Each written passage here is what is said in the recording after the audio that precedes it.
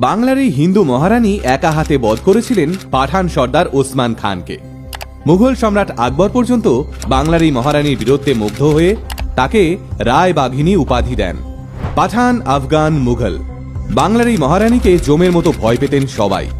রানীর আতঙ্কে মুসলিম শাসকরা পা রাখতে সাহস পেত না বাংলায়।